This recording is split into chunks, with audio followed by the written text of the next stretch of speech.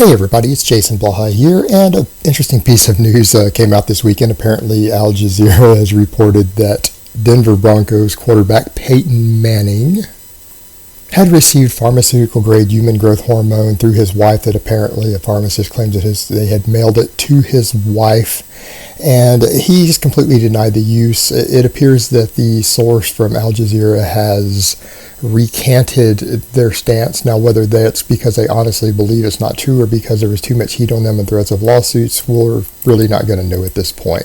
So what I think is funny is that he did say he's never used performance-enhancing drugs. And guys, let's get with the real world here again. Pretty much all elite-level athletes are on several different drugs at any given time. They all use drugs. The idea of clean athletes is silly. Now, I think one of the questions that came up when this story came up that I got asked is, for what purpose would a quarterback use human growth hormone? I mean, they don't need to get massive or big or whatever. It's like, you know what, guys? Lance Armstrong used testosterone and growth hormone self-admittedly. He admitted later, even though he didn't get popped for them, he knew how to pass his drug test, even with the stringent testing, which is way more stringent than the NFL. The NFL has some amazing loopholes to let their athletes use drugs and to get around testing that is actually built into the system. It is one of the easiest sports to get a lot of drugs through. It's actually really, really easy. Much easier than most other pro sports. So the question becomes, why would a quarterback do that? Well, injury healing.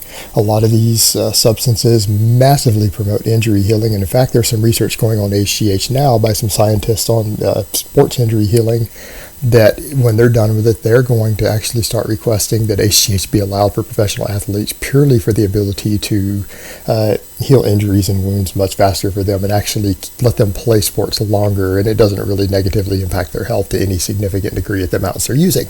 So that's a big part of it. And the other thing is all these anabolic drugs, they help endurance athletes as well. They improve endurance.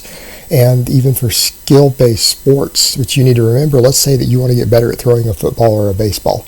You're going to have a limited recovery ability. Your joints, connective tissue, muscles, everything else get tired, they wear out, they need to recover. If you throw the ball enough times developing your skills, all anabolics, whether we're talking about testosterone or nandrolone or human growth hormone or anything else, they allow you to train harder, to train longer without getting tired, to have less soreness after your training, then recover faster from your training so that you can do it again sooner. So even a skill of throwing a ball, these drugs will improve your training capacity. You'll train how often you can do it, how fast you recover, and how long you can do it at any given time. It'll let you increase the amount of throwing practice you get in by a dramatic amount. And for someone who's throwing a lot, that actually could be the difference between another $1 million on their contract or not. So when you understand how these substances work, it makes a lot of sense why even a quarterback or a kicker would use them today. Just like endurance athletes and Tour de France guys and marathons runners use a lot of these drugs also. There's actually legitimate reasons for them to do so. They're not all about getting big and huge. So will we ever know for sure if his wife had really received this growth hormone or not, or if it was a sensationalized story? We're probably never going to know. So it just is what it is. At this time, it looks like the allegations have been officially dropped, though.